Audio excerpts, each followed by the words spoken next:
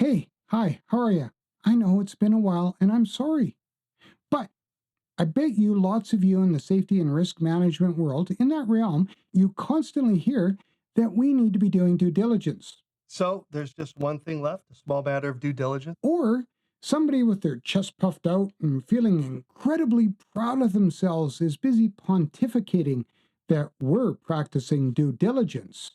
Well, I have a question for you. And my question is really, are you? Are you really practicing due diligence? Or are you doing due diligence? Because maybe you're not actually doing due diligence. To do due diligence, you need to close the loop. A lot of times people start the loop, but they're not closing the loop. Are you curious about what I'm talking about? I hope so. So let's chat.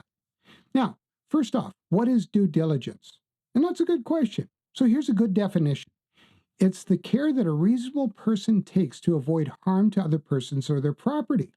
Or to put it in the occupational safety realm, this is from CCOHS, employers shall take all reasonable precautions under the particular circumstances to prevent injuries or incidents in the workplace. Oh, okay, great. I know. You're likely asking yourself, well, what the heck is reasonable? Fair question. Well, the idea behind it is the person or the organization would have to pass what's called the reasonable person test. And that means basically what a reasonable person in a similar set of circumstances would do to exercise that duty of care to ensure no harm to persons or property.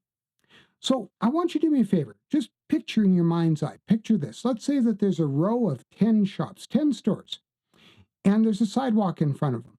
And now the shopkeepers, all in that row, 9 of them shovel their sidewalk when it snows. They shovel their frontage. They want to take care of their patrons, so they shovel the sidewalk in front of their shop. And the 10 person doesn't. Okay, likely thinking, well, it's going to melt or whatever. Now, let's say that somebody's walking along and they've walked past the other 9. Maybe they were shopping or window shopping, but whatever they were doing, they did so unscathed, unharmed.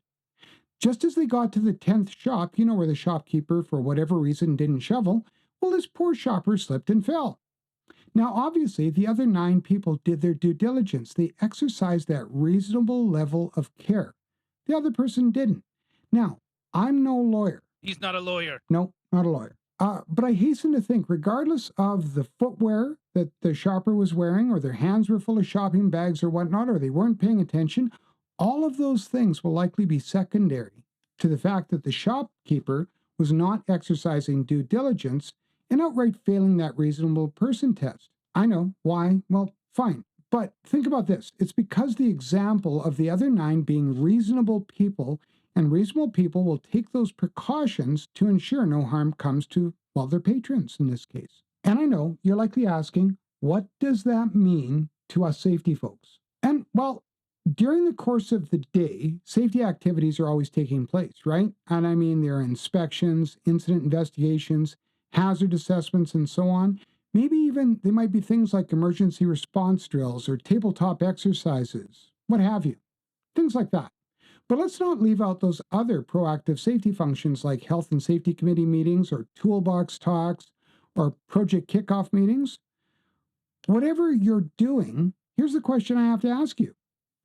Are you just starting the loop or are you working on closing the loop? And what I mean by that is when these activities are taking place, you're likely examining what's going on, what's happening, maybe noting if there's deficiencies, and then considering what you're going to do to implement corrective actions to fix it.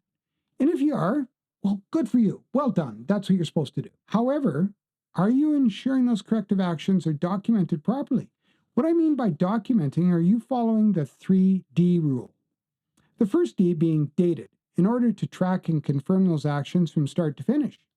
The next D is dependable, meaning, are you identifying the people responsible, but are you also including the buildings, the assets, and the things that might have been worked on, the machinery, the materials, etc.? And of course, are you identifying those corrective actions properly and not just cryptic notes in the margin? And then finally, the last D is defendable. Ideally, you should be leaning on documented and defendable material first. In other words, leaning on the legislation first is what prompts those actions, then your own internal policy, and then finally, outside and external industry best practices. Because remember, I absolutely crushed when I found this out. I was about like 12, and I learned my opinion doesn't count for much. To be truthful, yours likely doesn't either. So remember to ask yourself next time you're doing an investigation, an inspection, an assessment, or any other safety related activity, or even if you're reviewing at the Health and Safety Committee level, ask yourself, is the loop closed? Has it been closed? Okay, by who? How? When? And maybe even go one step further. Next time that you're doing a fire drill or another emergency response drill, you're likely quick to record what went right because we all want to celebrate our successes. But what if things went wrong? How are you going to fix it? When did you fix it? Who fixed it? How did you verify it was fixed? And when did all of this occur? And of course, you're going to document it all. Remember, dated, dependable, and defendable. This way, you're not only demonstrating due diligence, but you're demonstrating safety leadership. Because we know that safety leadership doesn't necessarily come with a title.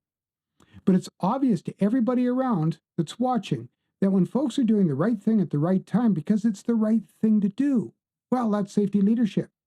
Now, if you want to know more about documenting and due diligence, and of course those 3Ds that I talked about, you can have a look at this video up here, and I go into it in a bit more depth. Until then, I want you to do me a favor.